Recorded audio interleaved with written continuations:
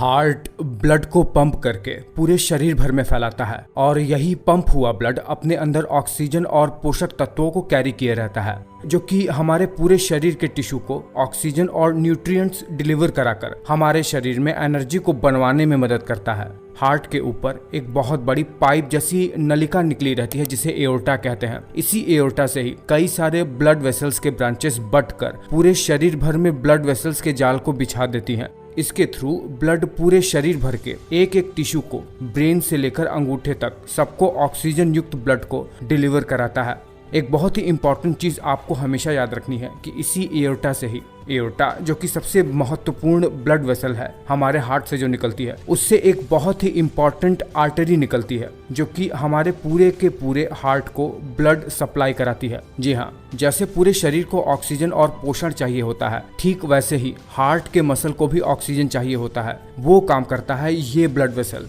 इस blood artery का नाम है कोरोनरी ब्लड आर्टरी। जब भी हृदय धड़कता है, जब भी एओर्टा से ब्लड पूरे शरीर भर में फैलता है, तब एओर्टा से कुछ ब्लड हमारे कोरोनरी आर्टरी में भी जाता है और यही कोरोनरी आर्टरी हमारे हार्ट के मसल को ऑक्सीजन और न्यूट्रिएंट्स प्रोवाइड कराती है। अब देखिए, अगर आप भी तेल वगैरह बहुत ज्यादा खाते हो, अनहेल्दी ट्रांस फैट और एक्सरसाइज वगैरह भी नहीं करते हो, कोई मेडिकल कंडीशन है आपको, या आप बहुत ज्यादा चिंता करते हो, या आपकी लाइफस्टाइल बिल्कुल भी सही नहीं है, तब होता यह है कि इन्हीं कोरोनरी आर्टरी में कोलेस्टेरॉल जाकर बिल्डअप होने लगता है, यानी कोरोनरी आर्टरी के वॉल में ये इकट्ठा होने लगते हैं। देखिए, ब्लड वेसल 3 लेयर से मिलकर बने हुए होते हैं, जिसमें से जो सबसे अंदरूनी वाली और बीच वाली लेयर होती है, इन्हीं के बीच में ये कोलेस्टेरॉल बिल्डअप होते हैं, जिसे जनरली प्लाक कहते हैं। इसमें जनरली कोलेस्टेरॉल, कैल्शियम और प्रोटीन के फाइबर्स के इकट्ठा हुए कुछ गुच्छे होते हैं। देखिए, जब धीरे धीरे यही कोलेस्टेरॉल यानी प्लाक बहुत ज्यादा ब्लड वेसल के अंदरूनी वॉल में इकट्ठा हो जाता है, तो एक समय ऐसा आता है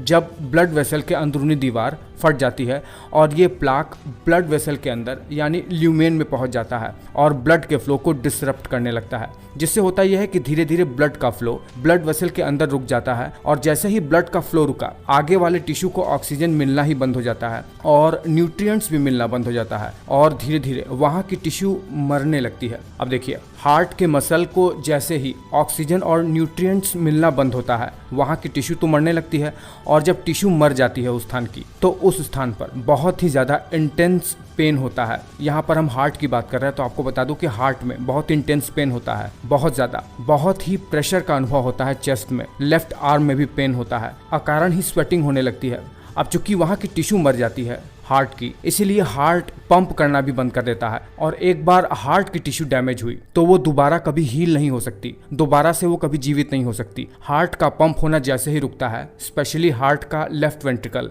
तो ब्लड सर्कुलेशन पूरे शरीर में रुक जाता है और पूरे शरीर को ऑक्सीजन और न्यूट्रिएंट्स मिल ही नहीं पाता है, जिससे शरीर की अब मृत्यु हो जाती है। जब हार्ट को ऑक्सीजन और न्यूट्रिएंट्स मिल ही नहीं पाते हैं हार्ट के कोरोनरी आर्टरी में ब्लॉकेज की वजह से, तो इसे ही हम जनरली हार्ट अटैक कहते हैं और मेडिकल की भाषा में इसे मायोकार्डियल इन्फाक्शन कहते हैं। मायो का मतलब मसल होता है, कार्डियक का मतलब हार्ट होता है, इन्फाक्शन का मतलब die due to lack of oxygen होता है। उम्मीद करता हूँ कि छोटे से वीडियो में बहुत सारी जानकारी दे पाने में मैं सक्षम हो पाया हूँ।